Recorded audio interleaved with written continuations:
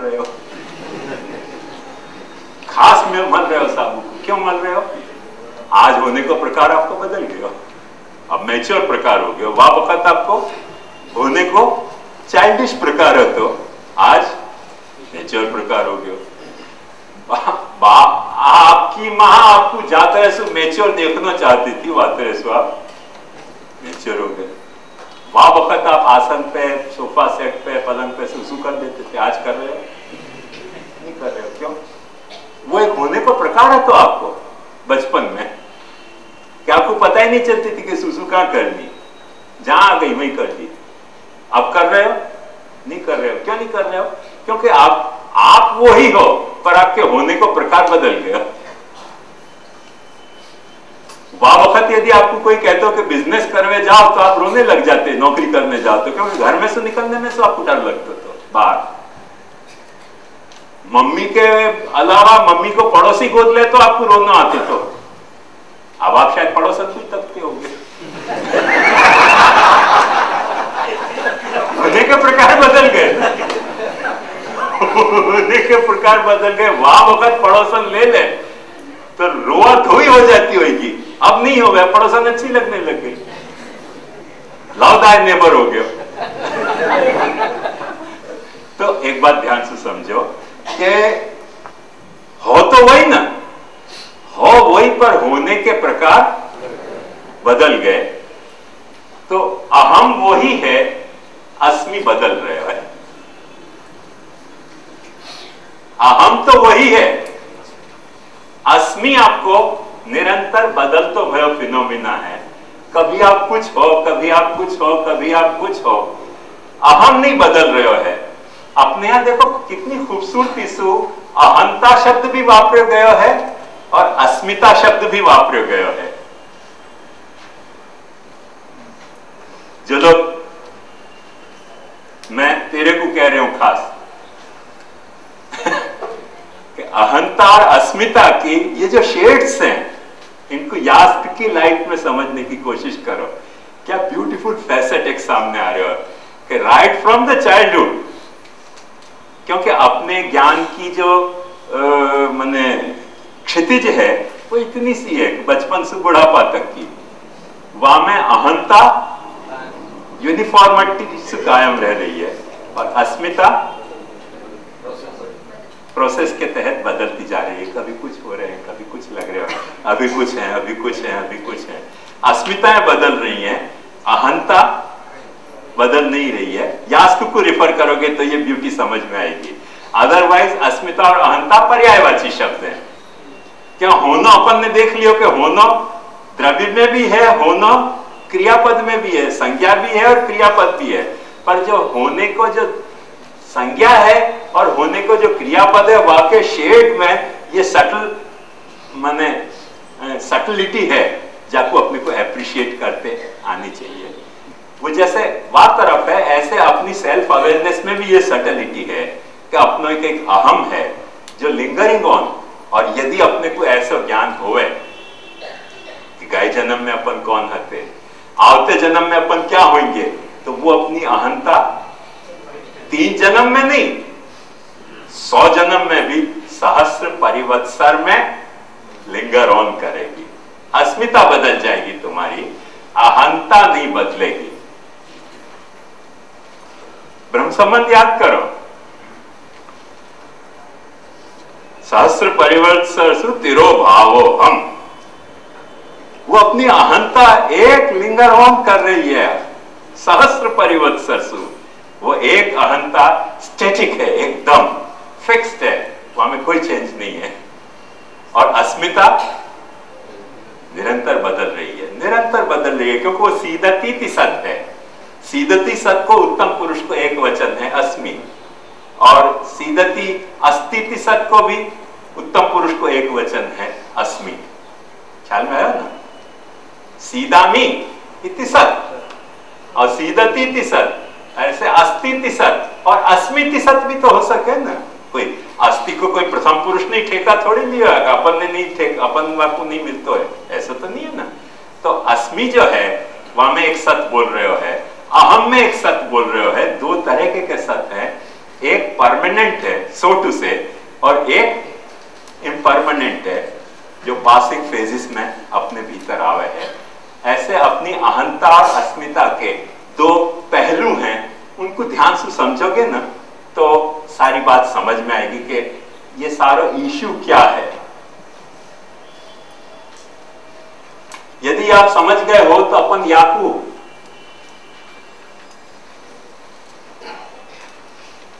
संक्षेप में ये टैगिंग कर सकें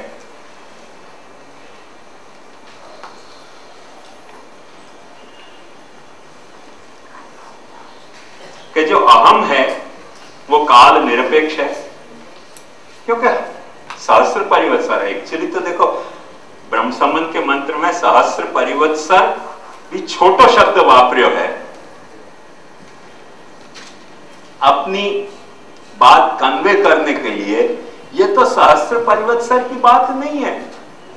जीव तो ब्रह्म को अंश है, सहस्र परिवत्सर के पहले भी हतो और सहस्र परिवत्सर के बाद भी रहेगो। जब भी जीव है तो ब्रह्म को अंश है, अंश है, अंश है। हमें सहस्र परिवत्सर क्या पता है? कुछ नहीं। काल निरपेक्ष बात है वो तो। अहम जो है वो काल निरपेक्ष बात है, पर अस्मि काल निरपेक्ष नहीं है। अस्मि जो है वो काल सापेक्ष है। क्यों? अभी देखो सरलता से आपको समझ में आ जाएगी बात। मैं आपसे पूछूं कि अहम को भूतकाल बताओ, है कोई भूतकाल अहम को? अहम को भविष्यत काल बताओ, है कोई अहम को भविष्यत काल? पर अस्मि को भूतकाल पूछो तो आप बता सकोगे आसम। अस्मि को भविष्यकाल पूछो तो आप बता सकोगे भविष्यामी। जाको गुजराती में अस्मि कह रहे हैं छू, तो छू को भूतकाल होगा कि नहीं? हाँ, तो छू को भविष्यत काल भी हो सके कि थईश कि होइश, जो होए। अब मेरी गुजराती तो सहन कर लेती होइश। ये देखो भविष्यत काल भी है, वहां में भूतकाल भी है, पर हूं को भूतकाल बताओ, हूं को भविष्य काल बताओ। हूं को कोई ना भूतकाल है ना भविष्य काल है। भूत भविष्य वर्तमान तीनों कालन में। और मैंने कल हाथी की बात यही लिए बताई थी कि थोड़ी सी जो सेल्फ अवेयरनेस हो तो कालातीत में भी एक्सटेंड होने वाला वो फिनोमिना है जो अहम है। हाथी में कहीं रोने के लिए नहीं लाया तो, हाथी या लिए लाया तो हाथी को जो है वो भूत भविष्य वर्तमान के अलावा भी जो मैंने कालातीत एस्पेक्ट है सत्य के, वाके बारे में भी अवेयरनेस है। ऐसे अपनी हूं की जो अपनी अवेयरनेस है वो काल निरपेक्ष अवेयरनेस है, और अपनी छू की जो अवेयरनेस है वो काल सापेक्ष है। हमणा दुखी छू, हमणा श्याम मनोहर जी ना प्रवचन सांभळीने बोर થઈ રહ્યો છું, ये छू आ सके? नहीं आ सके? अरे बहुतन को आते हो। तो ये सारे जो है फैसेट वहां में आ सके हैं, पर हूं में ये फैसेट नहीं है। बी एब्सोल्युटली श्योर के हूं में ये कोई चेंजेस है नहीं। हूं जो है ना वो एक द्रव्य की तरह संज्ञा है, जहां में कोई भूत भविष्य वर्तमान को भेद नहीं है। तीनों काल में एक्सटेंड एक यूनिफॉर्मिटी, होमोजीनियस फिनोमिना हूं है। और अस्मि काल में बदल रहे हो। अभी प्रवचन पूरा हो जाएगा, घर जाके सोओगे तो सबको माथा में शांति मिलेगी कि चलो खटपट खत्म। सूरदास जी के भजन की एक पैरोडी है ना कि अद्भुत निद्रा आई मंडली में, अद्भुत निद्रा आई, भोजन कर प्रसाद लेवाओ फिर अपने घर जाई। सूरदास पहु पढ़ो सुनो से पोथी मात समाई, मंडली में अद्भुत निद्रा आई। तो ये सब जो है वो अपने अस्मि के फैसेट है, हूं के फैसेट नहीं है। ये बात को ध्यान समझिए। अस्मि में ये सारी बातें पॉसिबल है, हूं में ऐसे कुछ भी पॉसिबल नहीं है। हूं जो है एकदम मस्त राम हूं है। अहंता तो सिग्निफिकेंस क्या है, यह बात को ध्यान समझो। अहंता काल निरपेक्ष है और अस्मिता काल सापेक्ष है। अब तो कोई डिफिकल्टी तो नहीं है ना?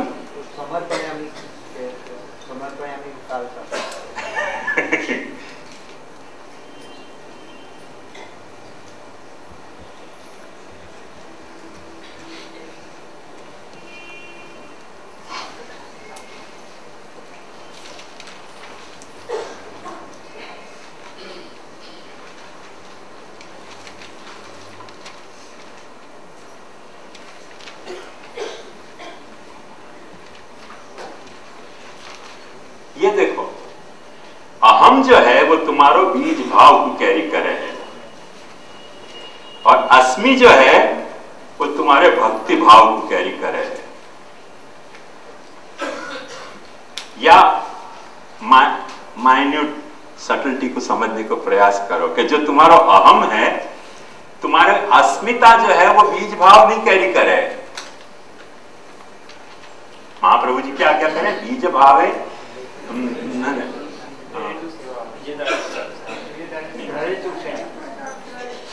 बीज भावे दृढ़ेतु स्यात् त्यागात् श्रवण कीर्तना, बीजदाढ़ प्रकारस्तु गृहे स्थित्वा स्वधर्मतः, बीजम तदुच्यते शास्त्रे दृढ़म यन्नापि नश्यति। बीजम तदुच्यते शास्त्रे दृढ़म यन्नापि नश्यति। वो सीधति को सत नहीं है, वो अस्तित्व को सत है बीज भाव जो है।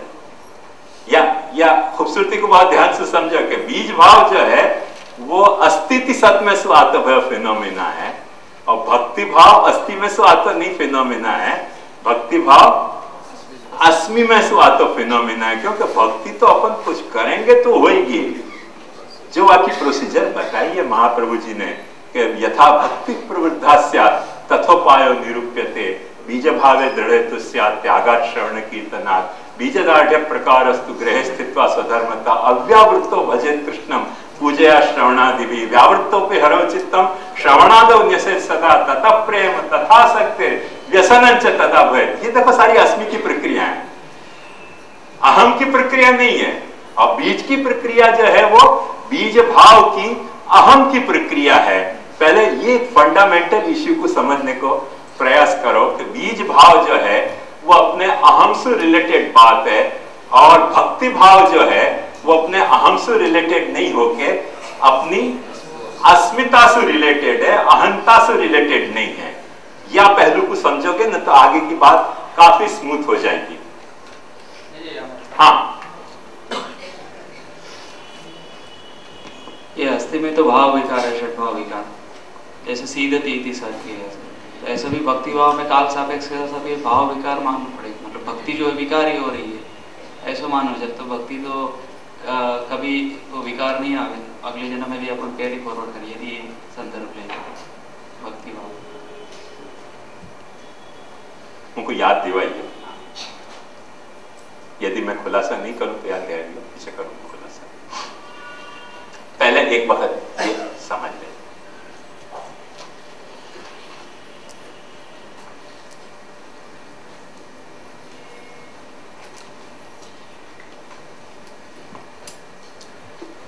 ये दो स्टेप अपन ने देखे। तीसरा स्टेप या को एक बड़ा फैसिनेटिंग स्टेप है।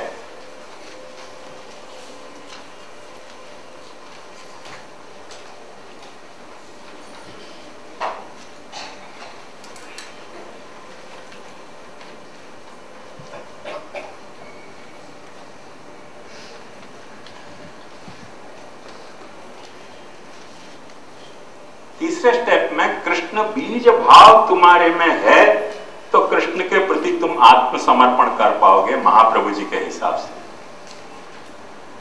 आत्मसमर्पण को जो भाव है कृष्ण के प्रति, वो तुम्हारे बीज भाव में से निकलियो भयो कोई भाव है। ख्याल में आयो? पर जो तुम्हारे घर में विराजते ठाकुर के प्रति जो तुम्हारे समर्पण को भाव है, निज स्वरूप सेवा को जो भाव है, वो भक्ति भाव में सुपनप्ति भई कोई प्रक्रिया है, अस्मि में सुपनप्ति भई प्रक्रिया है। वो तो करोगे तो होगी। निष्ठा च साधन ही रेव न मनोरथ वार्तया, वो तो निष्ठा को इश्यू है, वो तुम्हारे स्वरूप को इश्यू नहीं है।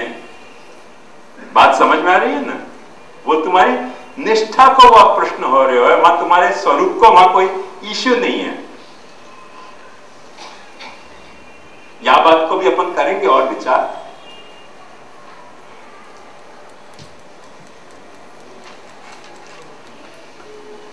यदि तुमने आत्मसमर्पण किया है तो चौथे स्टेप पे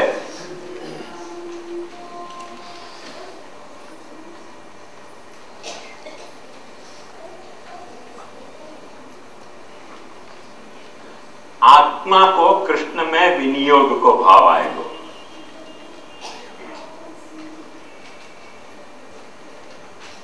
आया ख्याल में? वहां बना देना, आत्मा को कृष्ण में विनियोग को भाव आएगा, वहां के कॉरस्पॉन्डिंग अस्मिता में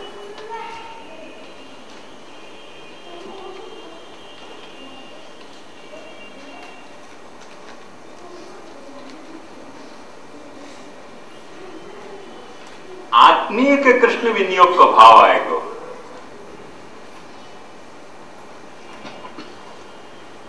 ब्रह्म संबंध को याद करोगे तो सारी बात स्पष्ट हो जाएगी।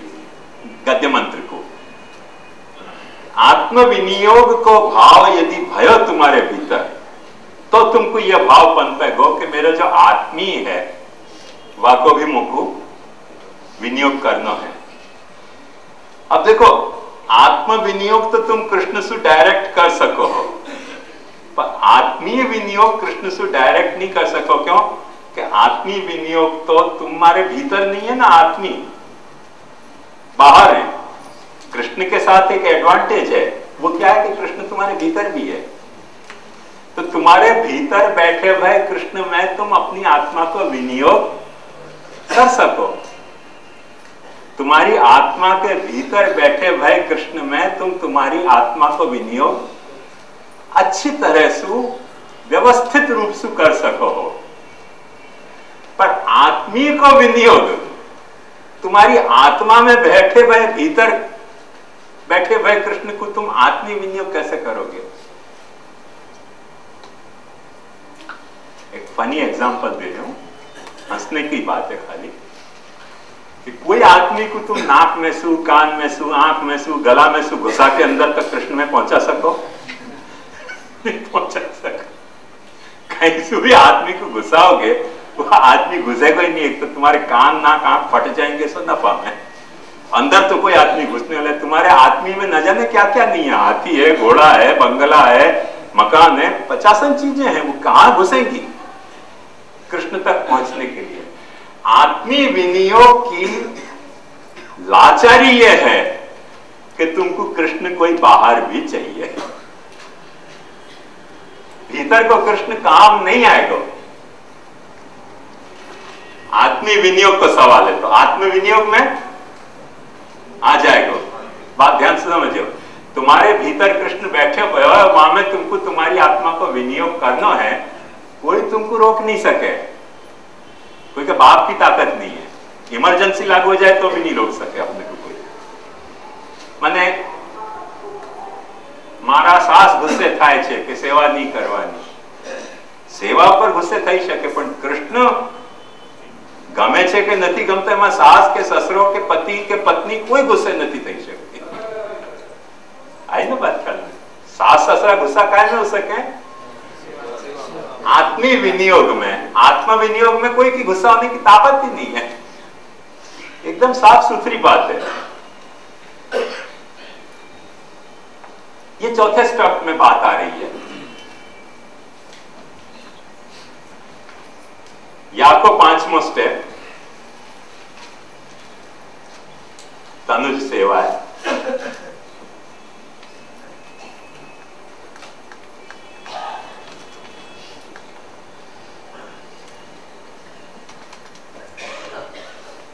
यहां वित्तज सेवा आ रही है आत्मीय विनियोग के तहत। अब देखो, घबरा मत जाइयो कि तनु वित्तजा को मैंने तनुज वित्तज क्यों कर दियो। घबराइयो मत, मैं वहां पॉइंट पे ही आना चाह रही हूं।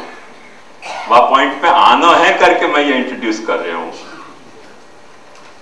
कि यहां तनुज सेवा रही, क्योंकि कृष्ण वियोग, कृष्ण में अपना विनियोग करना है तो कृष्ण के लिए अपने को वापरना पड़ेगा।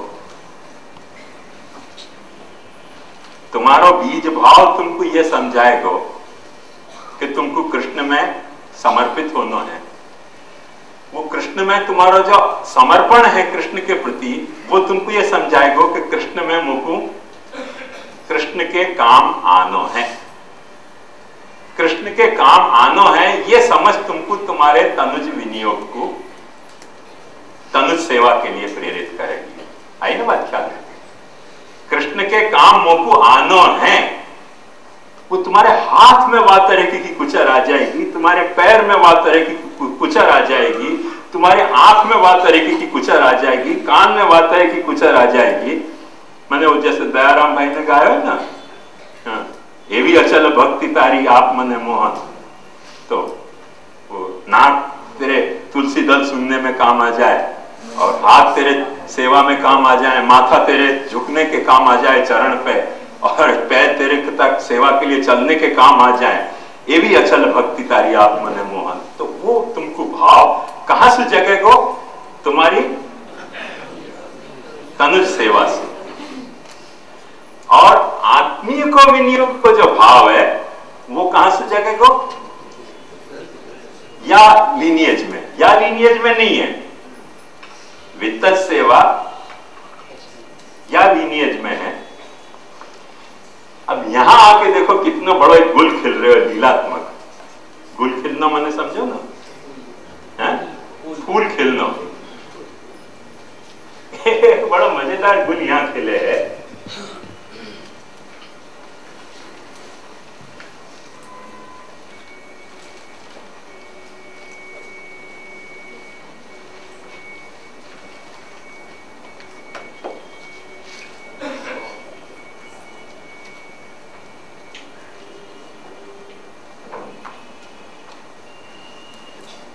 तनु शब्द बन्यो कैसे? तनु विस्तार है। जहां तुम अपनी अहंता को एक्सटेंड कर रहे हो वो तुम्हारा तनु है। जहां तुम अपनी अहंता को एक्सटेंड कर रहे हो, अरे भाई मुझको अपनी अहंता भैंस तक भी एक्सटेंड हो सके हो, ये जरूरी थोड़ी है कि यही तन तक एक्सटेंड हो गए। जहां जहां तुम्हारी अहंता एक्सटेंड हो पा रही है, तनु विस्तार है, वो सब तुम्हारा तनुज है, वो तुम्हारा तन है। तनु शब्द को मतलब है संस्कृत में एक्सटेंशन। सो तुम्हारी सेल्फ अवेयरनेस जहां तक एक्सटेंड हो रही हो वो सब तुम्हारा तनु है। आप आश्चर्य होगा आपको कि ये बात कैसे मैंने कह दी।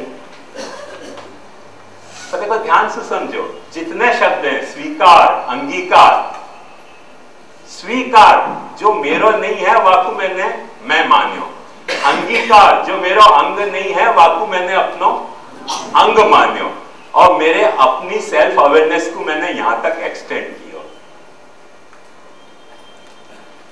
प्रभु कहे ना कि प्रभु अपना अंगीकार करें ब्रह्म संबंध के द्वारा, तो प्रभु अपनी अहंता को अपने तक एक्सटेंड कर रहे हैं।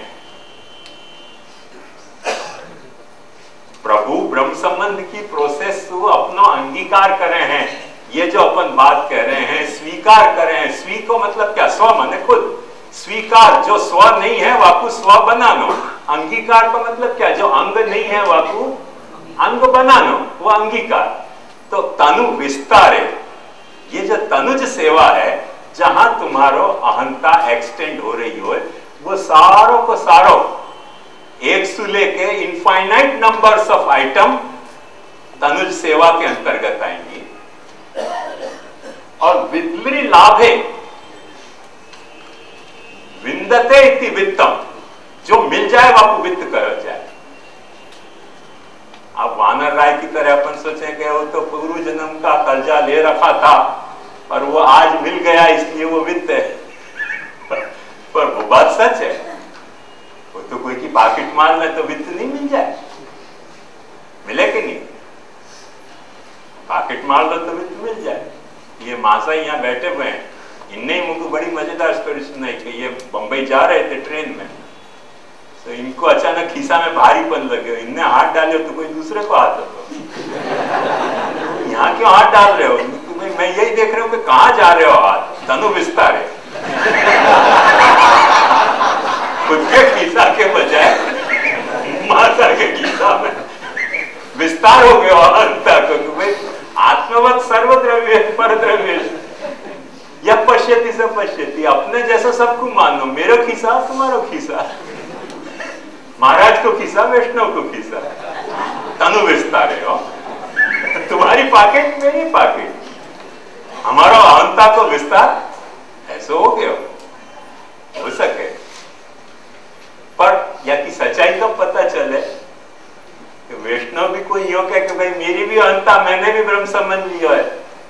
महाराज को पैसा मेरो पैसा, महाराज को बैंक बैलेंस मेरो बैंक बैलेंस, और उठाते ही चलने लग जाए और तब मान ले यह बात तू क्या भाई तेरो मेरो सब साझा को, तो फिर बात सच्ची है, तनु विस्तार हो गया। तो वो यदि नहीं होता है कि बात सच कैसे मानी जा सके, कि एक तरफा सौदा कैसे हो रहा है कि मैं अपनी अहंता को एक्सटेंड करके दूसरे के खिस्सा में भी हाथ डाल दूं, और मेरे खिस्सा में कोई हाथ डाले तो आऊं मड़े के छुआ मके कोई चे तो रड़ी छुआ, ये तो नहीं चलेगा ना। दूसरे के खिस्सा में हाथ डालूं, मेरे खिस्सा में कोई हाथ डाले तो मैं पुलिस कंप्लेंट करूं, दोनों बात एक साथ तो नहीं चल सके। माइंड इट, तनु विस्तार या तरीके को नहीं हो सके। यदि स्वस्थ है विस्तार तो दोनों को तनु या तरह से विस्तृत होगा, और नहीं है स्वस्थ तो अस्वस्थ तनु विस्तार हो रहा है। वो अपने को एक बेसिक बात समझनी पड़ेगी ये तनु विस्तार के तहत।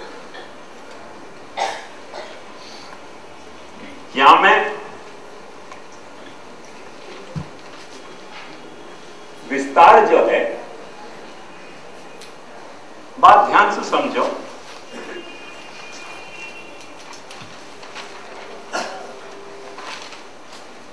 आत्मा को देह में,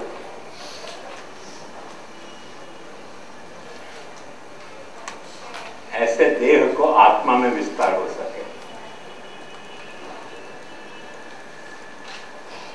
मेरी जो आत्मा में मेरी सेल्फ अवेयरनेस है, वाकू मैं अपने देह तक एक्सटेंड करूं। जैसे देह पे कोई घाव लगे तो मैं दुखी हूं, देह लंगड़ो है तो शंकराचार्य जी ने बहुत सुंदर या का वर्णन किया कि कृशो हम स्थूलो हम तिष्ठामि गच्छामि लंघयामि।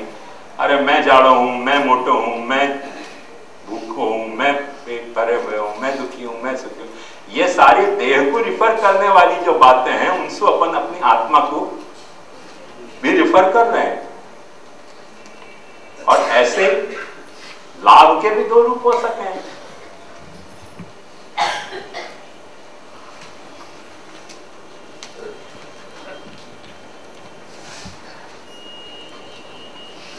आत्मा को देह लाभ,